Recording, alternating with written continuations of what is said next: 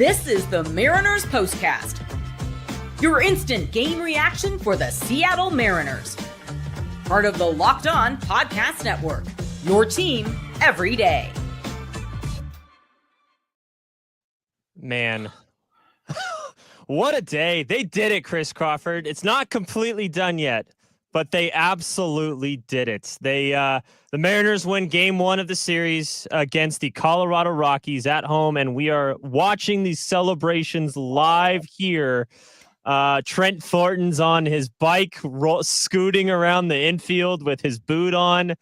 Oh, it's so fun. It's so fun to be a fan of a baseball team. And for those of you who see that little mini icon watching on the YouTube, we are now simulcasting for the first time on Sports Radio 93.3 KJR-FM. Super excited if you're listening on the radio. And if you're watching us and are just glorious faces here on the YouTube channel, really appreciate it. But man, what a day to debut this, huh, Chris Crawford? The Mariners have officially clinched playoffs in 2025. Let's go. Nice. I am so hyped for these guys. Let's get your initial thoughts, Mr. Christopher Crawford. So first of all, I'm super excited to be doing this. I've talked a bunch about how KJR is my dream job, and the fact that I'm doing this, you know, that we're doing something like this for these final few games is just amazing. And I was ready to let this team have it. I'm not going to lie to you. Yeah. For 8 innings, this team played a horrific baseball game, and I kind of felt like the moment was too big, but there's no moment too big for that guy. There's no moment too big for Josh Naylor. That guy is as clutch gets, and just write the blank check. Just write the blank check and hand it to him and say, you tell us what you're worth, buddy, because what he has done for the Seattle Mariners is just incredible. I thought Bryce Miller was okay. I thought the bullpen after Bizzardo pitched really well. Andres Munoz stuff is just filthy right now. It's nasty. And your magic number is 1 to win the AL West, or going to be 1, assuming the Houston Astros. I may have counted my chickens a little. I'm sorry for counting my chickens. There's a very good chance that you're going to be American League West Division champions tomorrow. And as fun as making the postseason is, that's the goal. That's what we've wanted for so long. Absolutely. I could not agree with you more. The job is not yet finished yet. Nope. By no means at all. You and I, right before we went live, it was almost like this team did not deserve to win this baseball game today. Absolutely not. But you also saw why the Colorado Rockies are one of the worst teams in baseball. One of that those leverage arms aren't great. No. In fact, Victor Vodnik is the one guy. And by the way, Victor Vodnik is the most mad scientist, evil Sonic the Hedgehog sounding villain I've ever heard in my entire life. But he threw a terrible pitch to Josh Naylor in that situation. Yeah. But you got beat by something called a Jaden Hill and a Jimmy Hergit today. Yeah. You got beat by a McCade Brown. Oh, boy, did you get beat by a McCade Brown today. Yeah.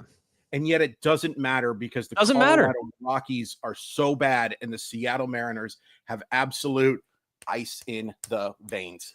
And that's all it takes in baseball, guys. It's you can play such a bad game for 7, 8 innings, and you can string 3 good at bats together, 4 good at bats together, like the Mariners did in that 8th inning. And boy, that was as big of a moment for me so far in terms of my Mariner fandom. That and the big dumper home run. Those are the 2 for me that I'm putting it on that tier. I honestly am. I realize the big dumper home run in 2022 to end the drought probably has bigger circumstances. Sure. But I'm feeling like we're going to put these 2 moments in their own category moving forward.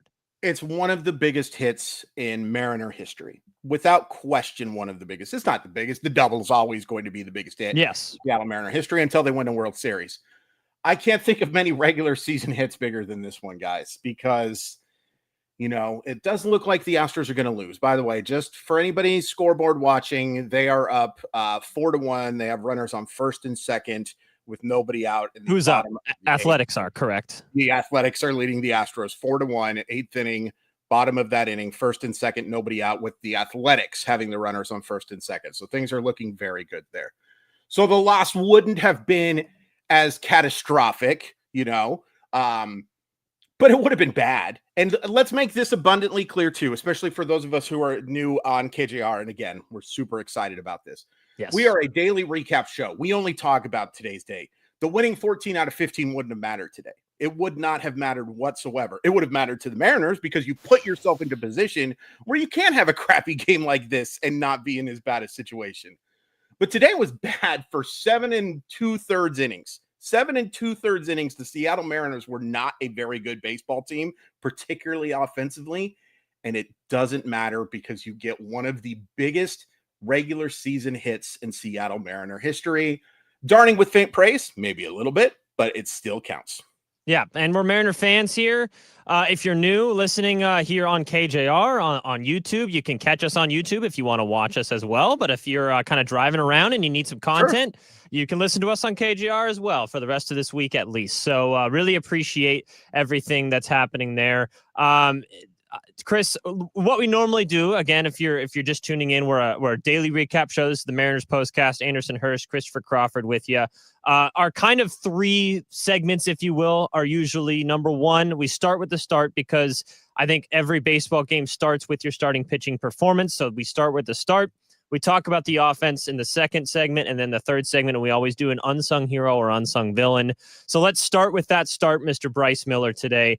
I was a little worried coming into today because, I think the Rockies' weakness is definitely their pitching. They do have some guys that can sometimes hurt you a little bit. Hunter Goodman's had a good year. Brenton Doyle's a talented player.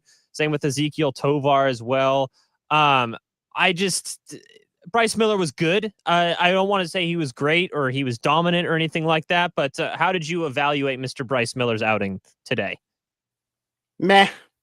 Just kind of a meh outing, and he was probably a little better than the box score indicates, but not much. I thought that he kind of had issues putting hitters away today. There were a lot of 2 strikes. There were some times where that fastball had the necessary carry at the top of the zone, and he was getting those swings and misses. Not enough. And, the first run that scores, I'll be honest, if you have a little bit better middle infield, maybe you're knocking that ball down. Or there was a runner on third, so the run scores, right? So even just knocked down isn't enough, but better middle infield, maybe you get that out there. That was disappointing. The double wasn't exactly shellacked either. That put the runner on to second base there.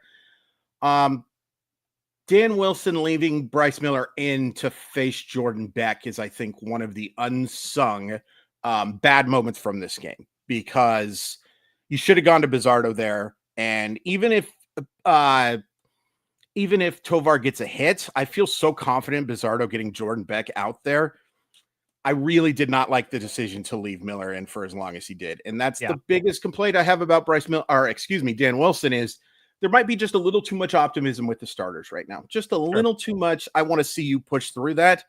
Now's not the time that you can do that. Now's the time where you got to go to that bullpen that is pitched so dang well.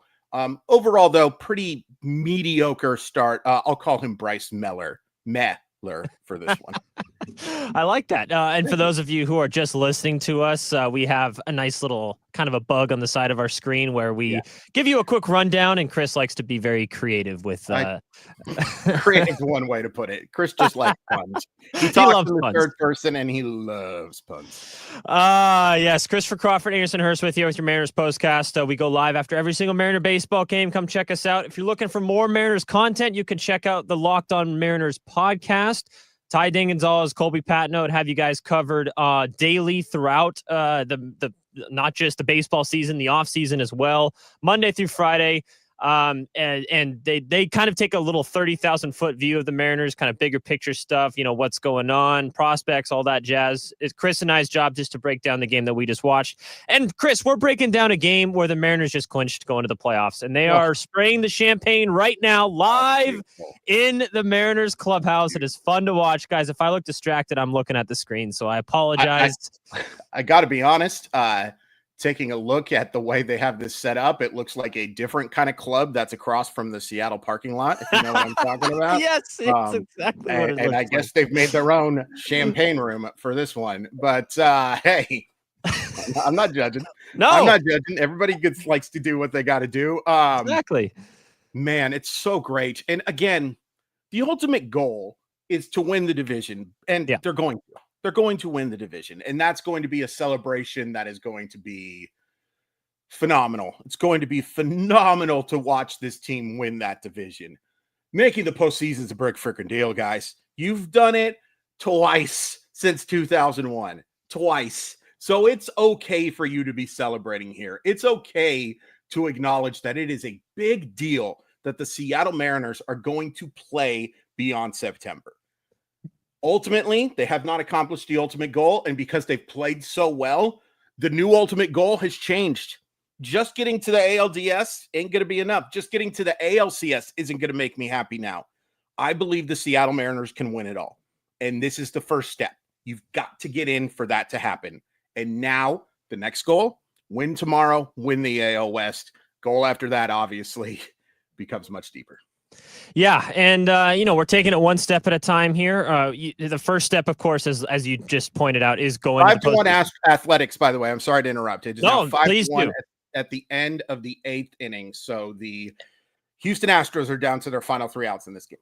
And in scenarios wise, if the Houston Astros lose this game, which again, Athletics are up 5-1 in the bottom of the 8th inning, you said.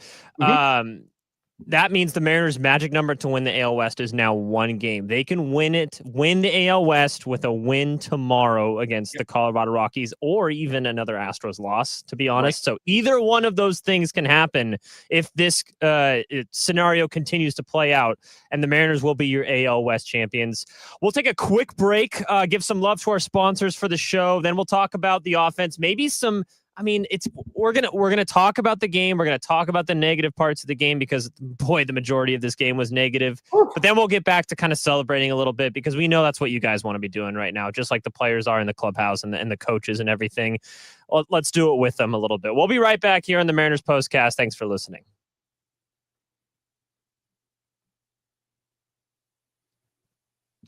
The NFL season is here, and FanDuel is making sure you're ready for kickoff with a can't-miss offer. Right now, new customers can bet just $5, and if your bet wins, you'll get $300 in bonus bets to use across the app.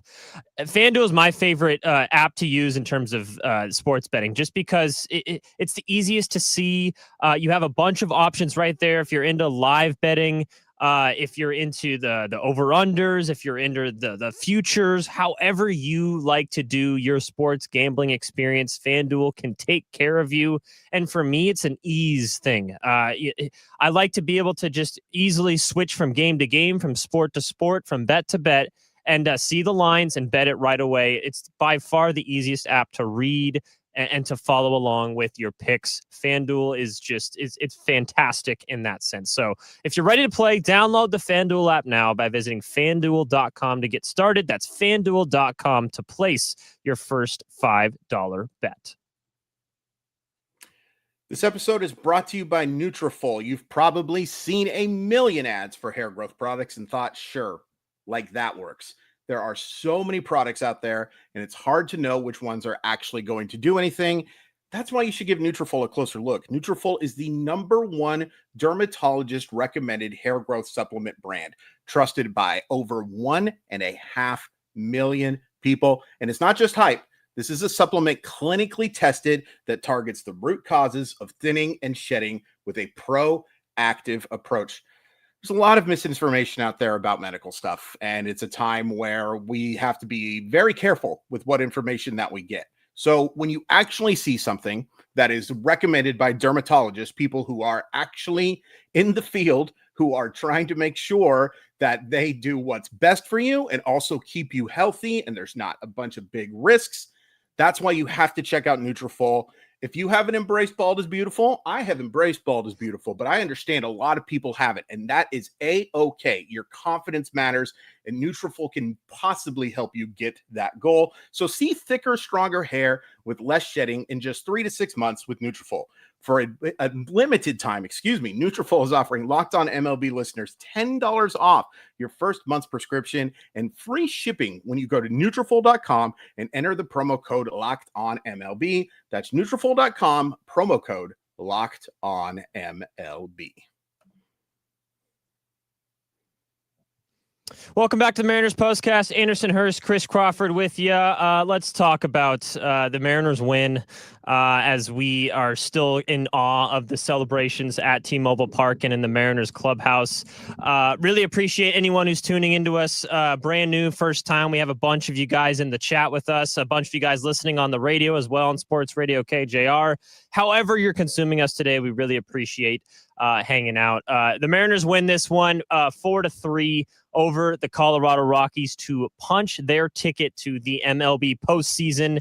And Chris, I have a pretty good feeling based on statistics that is not going to be the only thing they're celebrating in the next couple days. So let's and supposedly I'm watching these. It was supposed to be muted today because they're expecting to have the big celebrations be for the AL West crown, but I don't see much muted about what's going on right now. I don't see much muted it either, and I'm going to be curious to see what type of maybe hangover lineup that you get into the game tomorrow. Good point. Because there are some guys who are living it up. It's official. The Astros just lost. The Seattle Mariners magic number is now 1. To win the AL West, your Seattle Mariners need one thing to go right. Awesome. Yeah. Awesome. Let's talk, but please. we've done mostly celebrating for now. Let's talk about the first 3/4 of this game, 4/5 of this game. Yuck. That was bad. Mostly offensively. Bryce Miller did his job. I think he did exactly what you needed him to do today to win the baseball game. But the offense, man, offense and defense, I'll just say position players in general, they were not very good today. You mentioned something right before we went live, and I kind of want to let you lead into it, but did you see like a come down from the Astros series? Did you see a team that was, focused on maybe celebrating after the game for most of this game today? Obviously, guys, we're not trying to pin this as a bad thing or anything like that. It doesn't matter at the end of the day. Cheerios, guys, come on. Right. But we're trying to put it in perspective. What do you think led to the kind of slower start or just kind of lethargic feel to the first part of this game? So what I'm watching right now, these guys celebrating, deservedly so, kind of backs up what I thought, which was that this meant a lot to them to make the postseason. And I think they pressed. Today. I think there was some nerves, some guys playing on edge, and it's totally understandable. The Mariners are just completed the biggest road trip in the modern era. Well, this is the biggest homestand in the modern era. You have to win this division. You cannot let this not happen now. And I thought they pressed, and it was interesting to see some guys that you wouldn't think of as press today. Let me also say something real quick, and I have to say it probably 100 times this year. The umpiring stunk. It was an awful strike zone today. Awful. And a bunch of guys were, for lack of a better term, screwed because of it. Randy Arozarena, Gino Suarez, a few guys that did not get calls that they should have gotten today. But that doesn't mean that they were good offensively. They swung and missed at some pitches down the middle of the plate. They swung and missed at pitches outside of the strike zone. I'll give a little credit to McCade Brown. That guy's swing and miss stuff is readily apparent. That guy's command is awful. He came in today with a walk rate of 14%, which is just absolute oof magoof territory. The offense pressed today. It pressed, but there was one guy, and it's kind of interesting because Josh Naylor's very first at bat was awful. You have runners on first and second. You just had walked Julio. You had hit Cal Raleigh. He swings at the first pitch and he fouls it off. Then he takes a ball down the middle of the plate, and it's a little weak ground ball for a double play. And then I was like, oh, that's not a great way to open this thing, is it? Yeah. It's not how you start. It's not how you start it. Oh, we're going to hear Pete Carroll now. Can you win the game in the first inning? No, I have seen the Seattle Mariners win games this year in the first and second quarter. Point. In fact, I would argue they won every game against the Astros in Houston. The first and second quarter. Yes, absolutely they did. But I just think there was some pressing today, and some guys that you normally don't see pressed. Now let's see how relaxed they play. Let's also see if they are able to even walk after this one, because they are getting drenched, absolutely drenched. By boy, oh boy. Yeah, that offense was pretty rough pumpkins for 7 1/3 innings. Yeah, I think I would. I put it out on social media, and I got a decent amount of pushback on Yeah, this. people are nice. Some people agreed. Yeah, it's just the way it is. I don't know. Yeah. To me, it looked like a team, and I remember they on Josh Naylor's first at bat when he had first and second. It was Julio and Cal or something like that. And Mhm. Josh Naylor comes up to bat in the first inning, and they were talking about, okay, so what are the celebrations going to be like tonight on the broadcast? And I think Yeah. Angie Mentink brought up that like Naylor was like, yeah, we're celebrating hard tonight. We're celebrating hard the next day after we win the Sure. division. And I Yeah. was like, okay. So I was expecting after the Houston series, all of the fans in the town of Mariner fandom, I should say, I put it in one category, have been it's almost a foregone conclusion that they at least win the Rockies series, if not sweep the Rockies in these first 3 games. So I was trusting that wouldn't be the mentality of these players, right? To where they take it game by game, and you got every baseball team you're playing is a Major League Baseball team. It's debatable Sure. with the team that you're playing against in this series, but Absolutely. they're still a Major League Baseball team. But to me, at the beginning part of this game, at least, and I'm not saying it's a bad thing. I'm not saying any other team would have been better at this. No. I saw a team that was kind of looking ahead to the celebrations a little bit Interesting. because everything outside of your control went your way tonight. The Yankees won in their walk-off fashion against the White Sox. Right. Now the Astros lost. The Tigers lost. Everything that you needed to happen happened.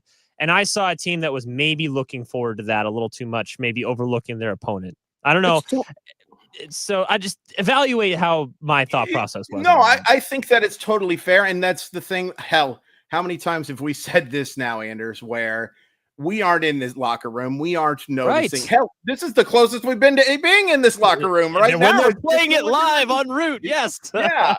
So we don't know what's in their heads. We don't know what exactly they're thinking. There's some guys that I just can't picture celebrating ahead of time. Like, Cal Raleigh was really bad today, really bad today. And I think that was more of a case of him pressing.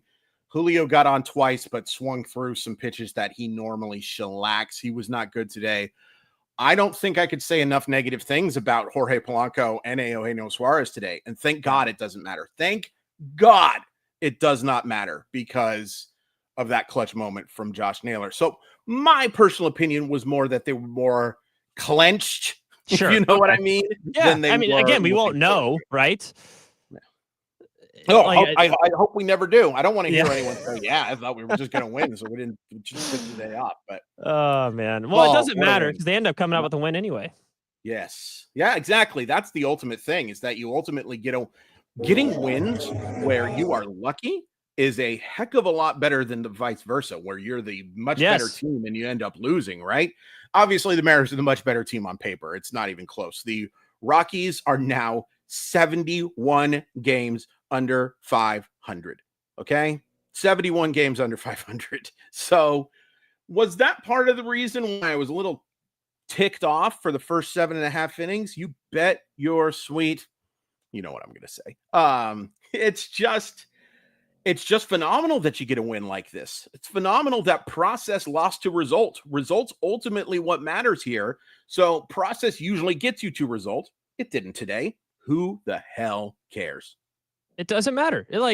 Get the result. That's all that matters. And honestly, that's what the rest of the season is going to be about. I don't care if the process looks good or anything like that up until this point. Oh, God. On our chat on the YouTube broadcast, if you're watching, you will see it, but I'm going to mention it for our listeners. Ian M says, get Casey Lawrence to T-Mobile Park ASAP. He deserves it just as much as these other guys do. Come on.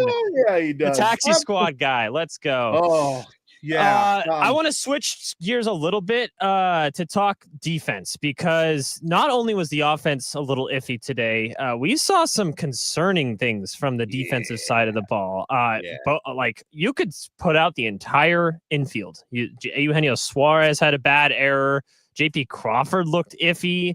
Jorge Polanco had a bad throw, but he's being asked to do way too much at the second base position right now, I think, because of how limited your shortstop is right now. So how concerning is that middle infield for you moving forward as these games become more and more important? It's my number one concern.